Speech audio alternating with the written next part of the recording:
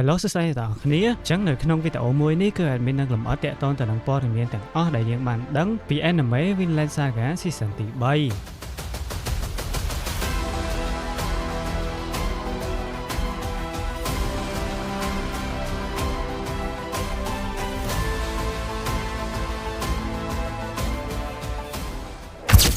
ចឹងសង្ឃឹមថាគ្នាយើងដែលបានស្ដាប់វីដេអូមួយនេះហើយគឺជប់សួរadminថាតើ Season 3គឺគេនឹងចេញទៅពេលណាហើយបើសិនជានៅតែមានអ្នកសួរទៀតគ្នាយើងដែលកំពុងតែមើលវីដេអូមួយហ្នឹងគឺជួយប្រាប់ចំនួនadmin ផងគឺថា admin hot ខ្លាំងមែនតើប៉ុន្តែទោះបីជាយ៉ាងណានៅក្នុងវីដេអូមួយនេះគឺ admin នឹងផ្ដល់ព័ត៌មានទាំងអស់ទៅកាន់អ្នកទាំងអស់គ្នាមិនថាទាំងការស្រាវជ្រាវឬមួយក៏ការតាមដានអ្នកនិពន្ធរបស់ admin កន្លងមកទេហើយនៅក្នុងវីដេអូមួយនេះក៏សង្ឃឹមថានឹងផ្ដល់ចំណេះដឹងមួយចំនួនទៅកាន់គ្នាយើងដែរដូចជាបញ្ហានៅពីក្រោយឆាកឬក៏ភាពស្មុគស្មាញនៃការផលិត anime មួយជាដើមអញ្ចឹងយើងចូលមកកាន់ topic របស់យើងវិញថាតើ Vinland Saga Season ទី3តើយើងអាចនឹងទទួលបានវានៅពេលណាសំណួរមួយនេះគឺជាសំណួរដ៏សាមញ្ញមួយដែលយើងគ្រាន់តែហើបមកក៏អាចសួរបានដែរជាពិសេសគឺគ្រាន់តែចំណាយរយៈពេល5វិនាទីដើម្បីសរសេរវាចេញមកយ៉ាងងាយស្រួលផងដែរប៉ុន្តែអ្វីដែលអ្នកទាំងគ្នាមិនដឹងអំពីរឿងរ៉ាវដែលបានកើតឡើងនៅពីក្រោយឆាកគឺថា anime មួយនេះមានភាពស្មុគស្មាញខ្លាំងជាងអ្វីដែលយើងគិតឆ្ងាយខ្លាំងណាស់អញ្ចឹងនៅក្នុងវីដេអូមួយនេះគឺ admin នឹងបកស្រាយឲ្យគ្នាយើងម្ដងមួយចំណុចដើម្បីឲ្យគ្នាយើងដឹងច្បាស់ហើយនឹងស៊ីជម្រៅតាក់ទងទៅនឹងការផលិត anime តែម្ដងចំណុចទី1ថាតើហេតុអ្វីបានជាយើងទៅរងចាំ season 3 នឹងយូរខ្លាំងម្ល៉េះប៉ុន្តែ anime Vinland Saga ទាំងពីរ season គឺត្រូវបានគេចាត់ទុកថាជាស្នាដៃឯកឬក៏ masterpiece មួយហើយរបស់ដែលគ្រប់គ្នាស្រឡាញ់និងគាំទ្រច្រើនខ្លាំងដល់ថ្នាក់នេះមិនសមថា studio គឺអត់ផលិត season 3 ឲ្យទៅកាន់អ្នកមើលទេស្ដាប់មើលទៅគឺពិតជាមិនសមហេតុសមផលមែនអត់អញ្ចឹងតើអ្វីទៅគឺជាឧបសគ្គពិតប្រាកដរបស់ studio ដែលមិនអាចផលិត season 3 បានម្យ៉ាងវិញទៀត studio ដែលផលិត Vinland Saga ហ្នឹងគឺជា studio មួយដែលមានឈ្មោះថា MAPPA ហើយ MAPPA នេះហើយគឺជា studio ដែលផលិត anime ធំជាងគេនៅជប៉ុនហើយអញ្ចឹងតើឧបសគ្គមួយហ្នឹងវាធំប៉ុណ្ណាទៅទើបធ្វើឲ្យ studio ដ៏ធំមួយនេះនៅតែមានឧបសគ្គក្នុងការធ្វើ Vinland Saga ឲ្យយើងមើលទៀតចំពោះឧបសគ្គវិញគឺមានរហូតដល់ទៅ3ចំណុចឯណោះហើយ admin នឹងធ្វើការបញ្ចូលមួយឲ្យទៅកាន់គ្នាយើងចំពោះឧបសគ្គទី1គឺជាការណែនស្ទះរបស់ការវិភាគនៃ studio MAPPA តែម្ដងអ្នកទាំងអស់ត្រូវដឹងថាដើម្បីផលិត anime មួយចេញមកខាង studio គឺត្រូវតែរៀបចំអ្នកដឹកនាំអ្នកគូឬក៏ក្រុមការងារធ្វើ play ឬក៏អ្វីជាច្រើនទៀតដូច្នេះហើយមុននឹងគេផលិត anime អ្វីមួយគឺគេត្រូវរៀបចំផែនការជាមុនសិនម្យ៉ាងវិញទៀតខាង studio ក៏មិនអាចធ្វើរឿងណាពីរ3ក្នុងពេលតែមួយបានដែរចឹងហើយគឺត្រូវតែធ្វើម្ដងមួយ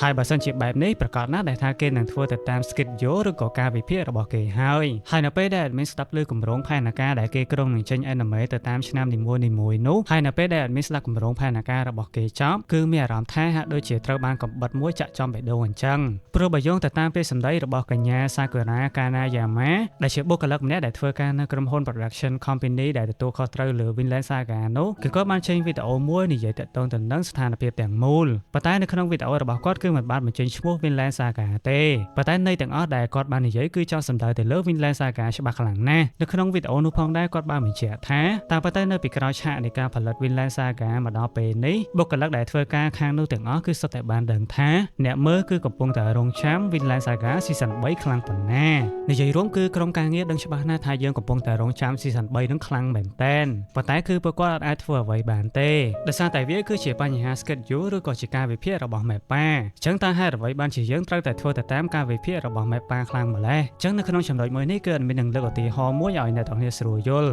ត្រង់នេះគឺគ្នាយើងច្បាស់ជាដឹងគ្រប់គ្នាហើយថាអ្នកបញ្ចូលសម្លេងតែម្នាក់គឺធ្លាប់បញ្ចូលសម្លេងតួអង្គបានច្រើនខ្លាំងមែនតើដូច្នេះហើយធ្វើឲ្យអ្នកបញ្ចូលសម្លេងម្នាក់នោះគឺមានកងត្រាជាមួយនឹង studio បញ្ចូលសម្លេងច្រើនអញ្ចឹងហើយគាត់ច្បាស់ជាមិនអាចបែងចែកខ្លួនជា10ដើម្បីទៅបញ្ចូលសម្លេងឲ្យគ្រប់ studio ទេប៉ុន្តែអ្វីដែលគាត់ធ្វើបានគឺជាការចុះកងត្រាក្នុងរយៈពេលណាមួយជាមួយនឹង studio មួយហើយឧទាហរណ៍ថាបើសិនជាគាត់ជាប់កងត្រាក្នុងរយៈពេល3ខែជាមួយនឹង studio មួយនេះគាត់ច្បាស់ជាមិនអាចមានពេលទៅបញ្ចូលសម្លេងឲ្យ studio ផ្សេងមួយទៀតបានទេហើយនេះគឺជាឧទាហរណ៍ត្រឹមតែអ្នកបញ្ចូលសម្លេងម្នាក់ទេចុះបើសិនជាមានអ្នកបញ្ចូលសម្លេង10ម្នាក់វិញគ្រប់យ៉ាងប្រកាសជាមានភាពស្មុគស្មាញហើយមិនមានពេលវេលាច្រើនទេដូច្នេះហើយបើសិនជាគាត់គឺជាអ្នកដែលបញ្ចូលសម្លេងមានភាពល្បីល្បាញខ្លាំងផងប្រកាសណាស់ដែលថា studio មួយនឹងតោងចាប់គាត់ឲ្យតតែបានបែបនេះខាង studio ប្រកាសជាចង់បានគាត់ឲ្យទៅបញ្ចូលសម្លេងរឿងជាច្រើនទៀតដែលគេនឹងក្រងដាក់គាត់ផងដែរដូច្នេះហើយទោះបានជា studio មួយត្រូវមានផែនការ schedule ឬក៏ការវិភាគនឹងឲ្យបានច្រើនឆ្នាំបំផុតតាមដែលអាចធ្វើបានអញ្ចឹងមកដល់ត្រឹមនេះគឺអ្នកទាំងគ្នាដឹងហើយថាតើការវិភាគរបស់ studio នីមួយៗគឺសំខាន់ខ្លាំងប៉ុណ្ណាប៉ុន្តែអ្វីដែលធ្វើឲ្យ admin ឈឺចាប់ខ្លាំងនោះគឺអ្នកស្រី Sakura Kanayama បាននិយាយថានៅក្នុង schedule ចាប់ពីពេលបច្ចុប្បន្នរហូតដល់5ឆ្នាំខាងមុខទៀតគឺមិនមាន Vinland Saga របស់យើងទេ ស្ដាប់លើប៉ុណ្ណឹងគឺឈឺចាប់នៅចឹងអត់មាននឹងដាក់ឲ្យមួយក្របទៀតដែលអ្នកស្រីសាការ៉ានឹងបានបន្តថែមទៀតថាមិនមែនត្រឹមតែ5ឆ្នាំទេគឺរហូតដល់10ឆ្នាំពេញនឹងនៅក្នុង schedule របស់ Mappa គឺអត់មាន Vinland Saga តែម្ដងការវិភាគ10ឆ្នាំគឺអត់មាន Vinland ទេអូខេស្ដាប់លើច្បាស់អត់គឺ10ឆ្នាំអត់មាន Vinland ទេ10ឆ្នាំគឺអត់មាន Vinland ទេ10ឆ្នាំអត់មាន Vinland ទេ What the fuck អូខេអញ្ចឹងបើសិនជាអ្នកនរគ្នាឈឺចាប់មិនទាន់គ្រប់គ្រាន់ទេគឺអាចបន្តស្ដាប់វីដេអូមួយនេះទៀតបានអញ្ចឹងចំពោះមូលហេតុដែលនៅក្នុង schedule 10ឆ្នាំហ្នឹងអត់មាន Vinland គឺមានរឿងស្មុគស្មាញជាច្រើនទៀតអញ្ចឹងអត់មានសូមនិយាយតែកត្តាដ៏ធំជាងគេនៅក្នុងពេលបច្ចុប្បន្ននេះទេដែលកត្តាដ៏ធំជាងគេនោះគឺជាការរីកលូតលាស់របស់វិស័យ anime មួយនេះទាំងមូលព្រោះបើសិនជាយើងកន្លែងទៅមើលមុនឆ្នាំ2000វិញនៅក្នុងមួយឆ្នាំ anime ចេញមកដល់50រឿងផងប៉ុន្តែបើសិនជាធៀបមកដល់ពេលបច្ចុប្បន្ននេះវិញនៅក្នុងមួយឆ្នាំ anime គឺចេញចាប់ពី150រឿងទៅ200រឿងចំណុចមួយនេះគឺបានបញ្ជាក់ថាវិស័យ anime គឺពិតជាបានរីកធំខ្លាំងលឿនពិតមែនហើយអ្នកដែលគ្រប់គ្រង anime ហ្នឹងក៏ចាប់ផ្ដើមមានច្រើនទៅខ្លាំងដែរដូច្នេះហើយទើបបានជាធ្វើឲ្យ studio នីមួយៗគឺប្រកួតប្រជែងគ្នាដើម្បីធ្វើរឿងនឹងឯងហើយអ្វីដែលធ្វើឲ្យ admin ក៏សម្គាល់ខ្លាំងជាងគេគឺ studio នីមួយៗបានចេញរឿងជាច្រើនរសជាតិតែម្ដងមិនថាស្នេហាមិនថាអ៊ីស៊ីកៃមិនថាសល់វាយគ្នាឬក៏ប្រវត្តិសាស្ត្រអីទេបើសិនជាមានរសជាតិណាមួយត្រូវបានគេគាំទ្រច្រើនគឺ studio មួយនោះនឹងផ្ដោតធ្វើតែរឿងមួយហ្នឹងតែម្ដងជាក់ស្ដែងយើងបានឃើញហើយដូចជា One Piece Demon Slayer ឬមួយក៏ Jujutsu Kaisen អីជាដើមយើងបានឃើញហើយថារឿងហ្នឹងគឺចេញស្ទើរតែរាល់ឆ្នាំទៅហើយបើកន្លែងមកមើល Mappa ដែលជាអ្នកផលិត Vinland Saga វិញយើងឃើញថានៅក្នុង studio Mappa នេះរឿងដែលធ្វើឲ្យល្បីជាងគេគឺ Jujutsu ហើយនិង Chainsaw Man ហើយមកដល់កន្លែងនេះប្រកាសជាមានគ្នាយើងខ្លះឆ្ងល់ថាចេះ Vinland Saga ក៏ល្បីមិនចាញ់ Jujutsu Kaisen ដែរប៉ុន្តែហេតុអ្វីបានជានៅក្នុង schedule 10ឆ្នាំ Vinland Saga គឺត្រូវបាត់ចេញពី list តែម្ដងអញ្ចឹងនេះគឺជាហេតុផលមួយដែល admin បានរកឃើញពោលគឺដោយសារតែ studio Mappa បានលក់សៀវភៅ manga របស់ Vinland ហ្នឹងគឺបានតិចខ្លាំងមែនតើបើធៀបជាមួយនឹង anime ផ្សេងៗទៀតតើវាមកពីមូលហេតុអ្វីទៅមូលហេតុគឺដោយសារតែសាច់រឿង Vinland Saga គឺមិនមែនជាសាច់រឿងមួយដែលតាក់ទងជាមួយនឹងប្រទេសជប៉ុនទេវាគឺជាសាច់រឿងដែលតាក់ទងទៅនឹងអឺរ៉ុបខាងជើងហើយយើងដឹងហើយថាប្រជាជនជប៉ុនមិនទៅសូវចាប់អារម្មណ៍អីនឹងអឺរ៉ុបខាងជើងអីទេបើទោះបីជាសាច់រឿងវាមានភាពល្អយ៉ាងណាក៏វាអត់សូវល្បីខ្លាំងនៅជប៉ុនដែរបានន័យថាបើទោះបីជា Vinland Saga ទទួលបានការគាំទ្រច្រើនពី audience ជុំវិញពិភពលោកពិតមែនប៉ុន្តែបើនៅក្នុងប្រទេសជប៉ុនគឺមិនច្រើនទេបាននិយាយទៅវាមិនមែនជាចំនួនដែលតិចអីទេវាខ្ទង់លៀនអីដែរប៉ុន្តែបើធៀបជាមួយនឹង anime ផ្សេង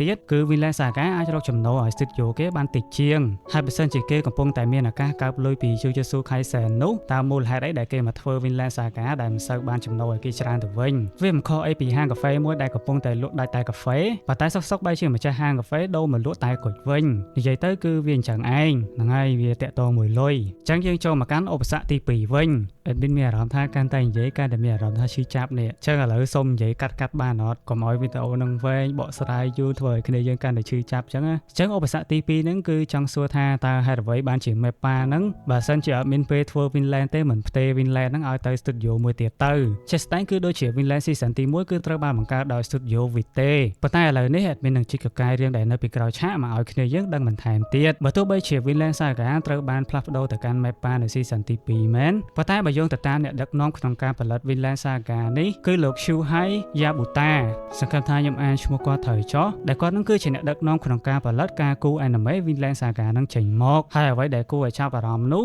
បើទោះបីជាបដូរ studio មែនប៉ុន្តែអ្នកដឹកនាំមួយនេះគឺមិនត្រូវបានផ្លាស់ប្ដូរទេបានន័យថាកាលពីមុនគាត់ដឹកនាំ Vinland Saga នេះនៅ studio Vit ប៉ុន្តែដល់ពេលផ្ទេរទៅ Mappa ក៏គាត់នៅតែជាអ្នកដឹកនាំដដែលហើយលោក Yabuta គឺបានបដិញ្ញាយ៉ាងមោះមុតថាគឺគាត់ផ្ដល់តម្លៃឲ្យក្រុមការងារចាស់របស់គាត់ខ្លាំងណាស់ដូច្នេះហើយទើបបានជា season ទី1ហើយនិង season ទី2មានលក្ខណៈ animation ស្រដៀងគ្នាក៏ព្រោះតែបុគ្គលិកភាគច្រើនគឺជាបុគ្គលិកដដែលទេដូច្នេះហើយបើសិនជាចង់ផ្ទេរគាត់ទៅកាន់ studio ថ្មីមួយទៀតគឺត្រូវតែនាំក្រុមការងារចាស់របស់គាត់ឲ្យទៅជាមួយដែរមូលហេតុគឺដោយសារតែគាត់មិនចង់ឲ្យវាសនារបស់ Vinland Saga season ទី3គឺដូចគ្នាទៅនឹង One Punch Man season 3ទេអត់តែកន្លែងនេះគឺអត់មានថែមខ្លួនឯងក៏អត់បាននិយាយចឹងទេប៉ុន្តែក្នុងន័យគាត់គឺចង់មានន័យចឹងមែននិយាយមែនបើសិនជា Vinland គឺត្រូវបានគូមកដូចជា One Punch Punishment Season 3គឺមួយជាតិហ្នឹង admin សុំអត់មើល anime Vinland តទៅទៀតហ្មងគឺអាន manga ហើយគឺឈប់មើលហើយអញ្ចឹងបើសិនជានៅកន្លែងនេះគ្នាយើងនៅតែគិតថា studio ផ្សេងហ្នឹងមិនព្រមយកគាត់ទៅហើយទាំងបុគ្គលិកចាស់របស់គាត់ទៅដែរទៅ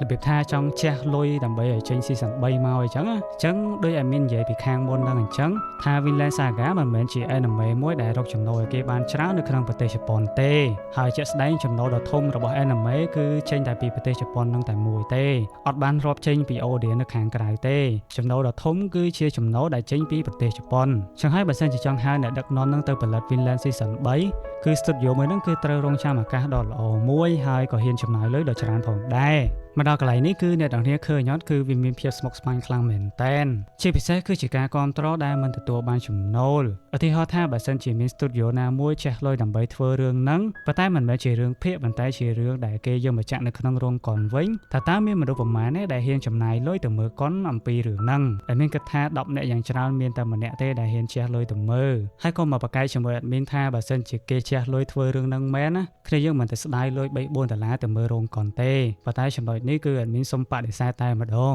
ព្រោះបើសិនជាអ្នកនរគ្នាអត់ទាន់បានមើលវីដេអូមួយនេះទេគ្នាយើងដឹងដែរថាគេកំពុងតែចំណាយលុយដ៏ច្រើនដើម្បីធ្វើរឿងហ្នឹងចាក់នៅក្នុងរោងកុនឥឡូវយើងគិតមើលទៅមាន anime ច្រើនណាស់ដែលគេធ្វើដាក់នៅក្នុងរោងកុនប៉ុន្តែអត់ទទួលបានការគ្រប់គ្រងទេ